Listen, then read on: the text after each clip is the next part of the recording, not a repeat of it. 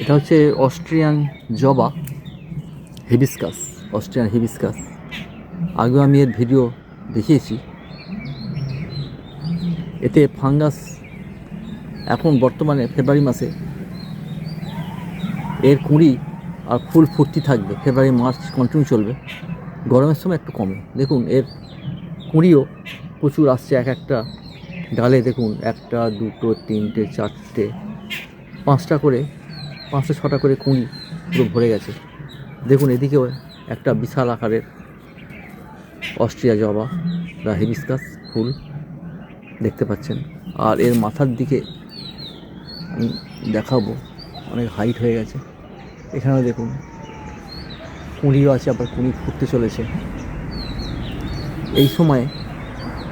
এখানে দেখুন কুঁড়ি ফুটতে চলেছে, আবার এখানেও প্রচুর কুঁড়ি। এখন এইভাবে গাছের পরিচর্যা যদি ঠিকমতো রাখা যায় তাহলে ফেব্রুয়ারি মাসে মার্চ মাসে প্রচুর ফুল দেবে আপনাকে, ভালো ভালো সাইজের। তো এর ক্ষেত্রে আমি আগে বলেছিলাম যে খোল জল, সর্ষে খোল জল 100 গ্রাম খোল 1 লিটার জলে ভিজিয়ে 3 দিন 4 দিন রাখুন ঢাকা দিয়ে, মাঝে মাঝে একটু গুলিয়ে দিন, আর ছাওয়া জায়গায় রাখুন অবশ্যই।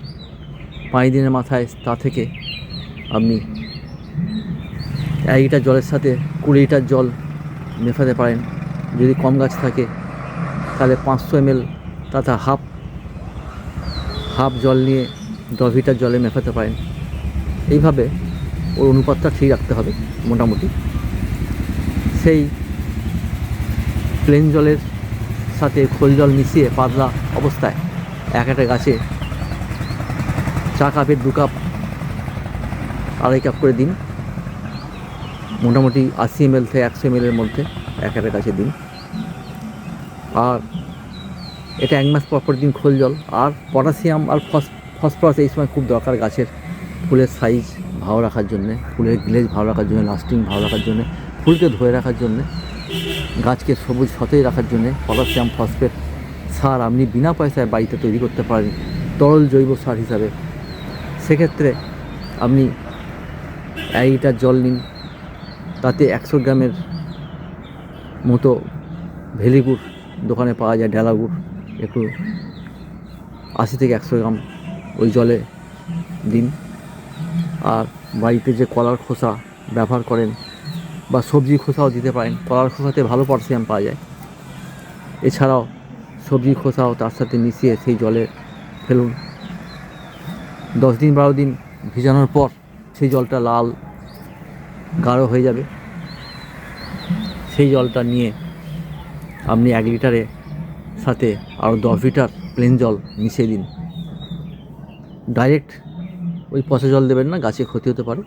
প্লেন জল অবশ্যই মেশাতে হবে, মাথায় রাখতে হবে। 10 লিটার জল মিশিয়ে আপনি যদি তার 5 লিটার জলের সঙ্গে মেশান তাহলে ওই যে তরল গাঢ় যে তরল সারটা তার হাফ নিন, 500 ml নিন, 500 ml এর সাথে 5 লিটার মিলে দিন। এইভাবে মিশিয়ে আপনি 15 দিন পর পর একটা গাছে 100 ml করে দিন। 4 কাপের 2 কাপ করে 2.5 কাপ করে দিতে পারেন। এইভাবে পলিপ্যাকেও আপনি গাছ করতে পারেন, টবেও করতে পারেন, যেভাবেই করুন না কেন। তো আপনার পরিচর্যা এইভাবে রাখুন। আর এইভাবে তরল সার আপনি বাড়িতে শুধু ভেলিগুড়টাই কিনতে হবে, বাকি সবই ফ্রি। যেটা আপনি ফেলে দেন সেটাই আপনি জলের মধ্যে পচিয়ে দিচ্ছেন প্লেন জলে মিক্স করে।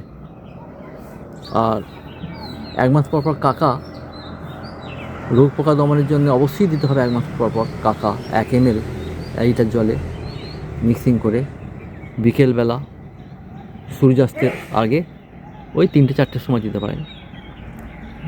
ফাঙ্গাসের জন্য অ্যামিস্টার 1 মাস পর পর 1 ml 1 লিটার জলে গুলে স্প্রে করতে পারেন বিকালে সূর্য ডোবার আগে। আর নিচের আগাছা এইভাবে আগাছা সব তুলে ফেলে দেবেন। 10 দিন পর পর দেখবেন আগাছা হয়েই যায়। আগাছা থাকলে ফাঙ্গাসের বৃদ্ধি হয়ে যাবে। আর মাটি একটু শুকনো হবে, হালকা রস থাকবে তবু চলবে, শুকনো শুকনো হবে, তখনই আপনি এর মধ্যে খোল জল বা সবজি পচা তরল সার ব্যবহার করতে পারেন প্লেন জল মিশিয়ে। আর এইসব গাছ 6-7 ঘন্টা সূর্যালোক দরকার, সূর্যালোকে ভালো খেলে, ফুল সূর্যালোক পেলে আর বাতাসের মধ্যে বাতাস বইবে সেরকম গাছে বাতাস লাগবে, এরকম এনভায়রনমেন্ট দরকার।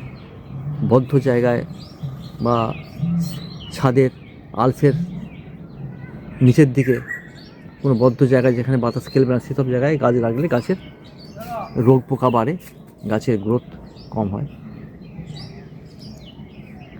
আর অবশ্যই এটা মাথায় রাখতে হবে যে ওভার ওয়াটারিং নয়, জল নিয়মিত দিতে হবে। বাতাস খেলবে, 10 দিন পর পর মাটিটা একটু খুশে দিতে হবে যাতে মাটির মধ্যে এয়ার ঢুকতে পারে কিছুটা। মাটির মধ্যে এয়ার ঢোকারও একটা ব্যাপার আছে গাছের মাটির উর্বরতা রাখার জন্যে। এইভাবে যদি আপনি পরিচর্যা করেন তাহলে আপনার গাছে এরকম সাইজের ফুল আসবে। অস্ট্রিয়া জবা বা অস্ট্রিয়া হিবিস্কাস কীভাবে খেলছে আপনাকে দেখালাম। আজকের এই নলেজ আমার যেটুকু ছিল আপনার সাথে শেয়ার করলাম। সাবস্ক্রাইব করবেন, পাশে থাকবেন, ভালো থাকবেন। Thank you.